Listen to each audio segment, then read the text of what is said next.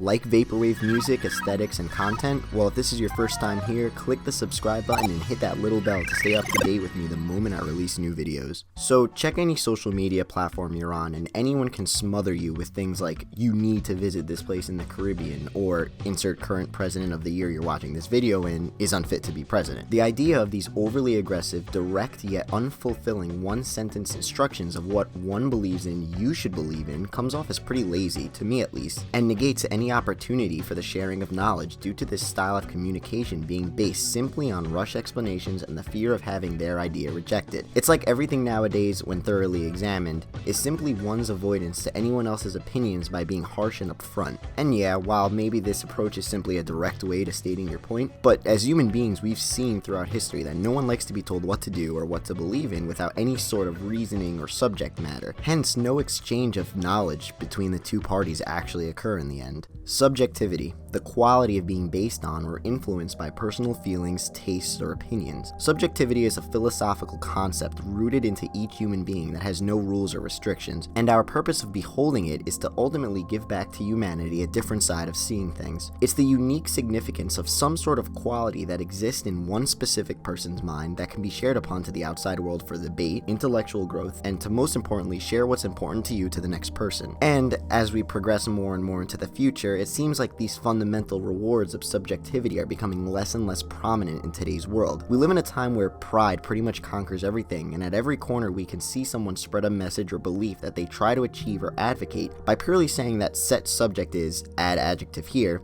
and that's pretty much it. Your thoughts don't really matter, only mine. I for one love debating, and I love talking and sticking up for my points of view, but I also like when someone tries to prove me wrong. It's kind of like a game to me, and in the end I do end up learning a lot from communicative practices like constructive criticism, for example, that is based on someone's personal reasoning from their own passionate subjectivity. There will always be two sides to a coin. Now, Pat Chennington, why are you talking so much about subjectivity? Well, that is because we're going to be talking about music in this video, of course, and music is, as we know, arguably one of the most subjective forms of art, or pretty much subjective forms of anything out there. I mean, we could look at it concretely, music is the variation of different sounds, melodies, harmonies, rhythms, you get the whole thing. But once that combination of stuff is absorbed by the listener's ears, it burrows itself into an area that only the personal listener can relate to, and to discuss or share their one-of-a-kind connection to that music orchestrates an expression purely based on this concept of subjectivity. So now, I would like to introduce you all to Floral Shoppe 2, arguably the most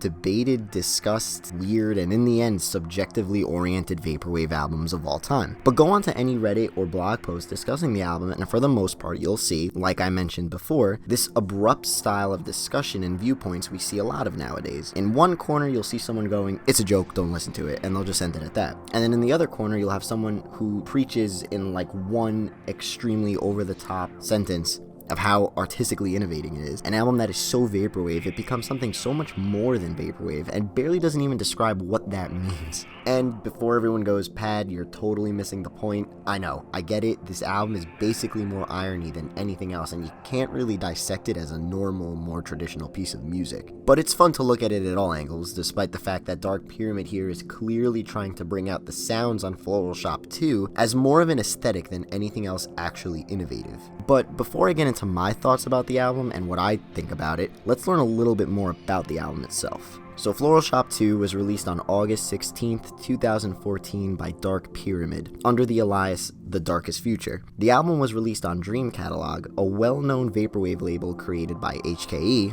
one of Vaporwave's most known artists. The album claims to be from the year 4014, and it might very well be so with just how weird it is, but we'll talk about that later. It consists of 16 untitled tracks totaling up to just about 19 minutes. It's a quick listen, but definitely an intense one that is presented as this glitchy, electronic, experimental conflagration. The album starts off with the famous Lisa Frank 420 track from Macintosh Plus on the original Floral Shoppe that we all know, but that song is just quickly stripped away from the listener as its sweet-sounding synth sample of Diana Ross echoes itself out of bounds, like a glitch in a video game. We're then forced into this gradually building, draining drum beat, an off-time synth that is constantly overpowered and sometimes straight shut off, and then we're introduced to this like weird, creepy preacher, I guess. It's It's weird. He prays, chants, repeats himself with this stereotypical vaporwave chopping effect, and it's kind of like this, like, we're in this vaporwave cult all of a sudden. So yeah, to the common folk, this will literally sound like a gigantic mess, because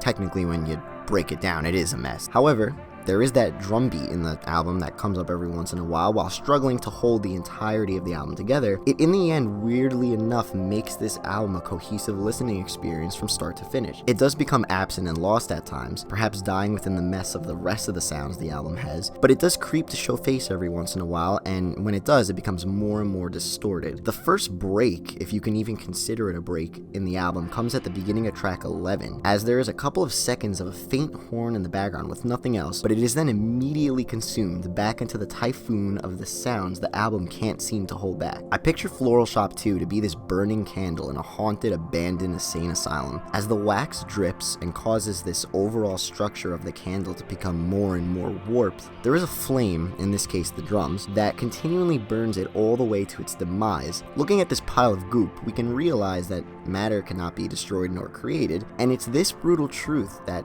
truly hits hard on the materialistic irony of why one may like vaporwave so much. Its overall presentation is something that attracts the listener, without a doubt. We can all agree on that. It is weird, it's straight bizarre, and to say it isn't is kind of just you trying to one-up the next vaporwave listener, I guess, in terms of what you can handle. It's completely untitled track list, continual crashing of different sounds, chops, instruments, and vocal samples, all led by this unknown preacher who seems to be speaking in like the literal language of vaporwave, I guess. All pushes the boundaries of how we subjectively can grade in music, specifically vaporwave. Floral Shoppe 2, if one can realize its core lesson, makes the listener take a step back and think to themselves, am I in this for the music or just this experimental presentation that has more shock value than anything else? Am I interested in the literal instruments, sound qualities, and melodies of the songs contained within this album, or is this thing just so vaporwave in terms of its sampling, droning, and eerie tempos and sound effects that I'm just attracted to the bizarreness of it all? And like I keep saying, it's all comes down to subjectivity, you know? I can't really say at the end of the day that this album is good, or this album is bad, or this album isn't even music. That was the album's main purpose anyway. Anyone can think anything is music, and anyone can think that any type of music is good. It's the beauty of human choice, subjectivity, and with the exception of others' personal opinions and subjectivity comes great discussion.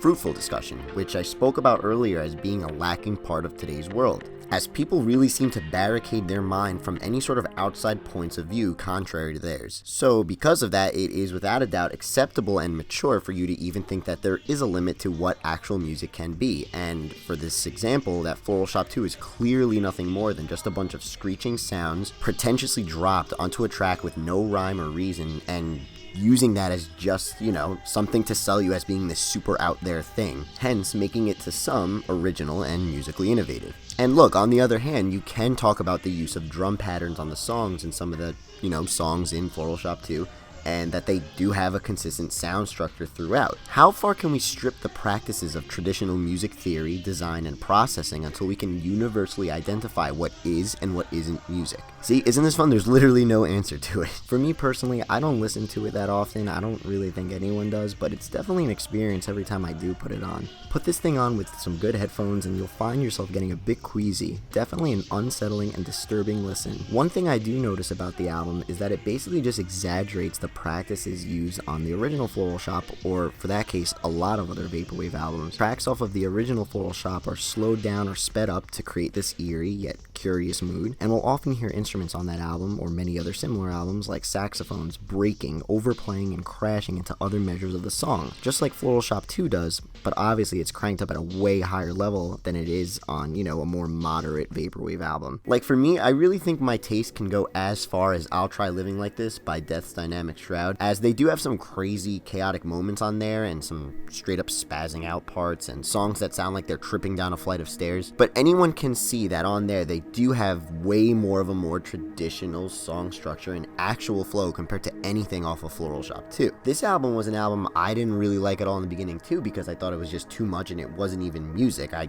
just couldn't really handle it, but after a while and listening to it, you do tend to discover some stuff that you didn't hear the first time or the second time or even the third time, and you start pinpointing little instruments and little flows, and then you're like, okay, maybe this is some good music, and maybe I like it. So I don't know, maybe I'll think of Floral Shoppe 2 in a different light as time goes on, maybe. If you guys haven't checked it yet, check out my vinyl review on I'll Try Living Like This, as I go way more into depth about the album itself, musically, and obviously the physical pressing. Echo Jam's Volume 1 as well is one of the most clear-cut and classic examples of this widely accepted Vaporwave song flow, and it is technically doing the same thing that Floral Shoppe 2 is doing, right? Vocals crash into one another, samples are looped repeatedly with no rhyme or reason, but we can see on this album that it's underwater sounding filters, generally optimistic sounding sample choices. It makes it less of an ear-crippling experience to most people, and because of that, people will widely accept it as being more musical than Floral Shoppe 2. And that's why Floral Shoppe 2 can be considered to be this big slap in the face to one of the potential reasons why we like Vaporwave so much. Are we in it for the music, or is it just this aesthetic and weirdness that is inexplicably relatable between each and every one of us that we paint it as this beautiful form of music? If you're interested in some more Floral Shoppe content, go take a look at my video on the Floral Shoppe vinyl and why the Floral Shoppe vinyl is so important for some more discussion on Floral Shoppe as a whole. Both Floral Shoppe and Floral Shoppe 2 can be debated as good or bad, so I want to know what you guys think. Thanks again, much love, your boy, Pat Chennington.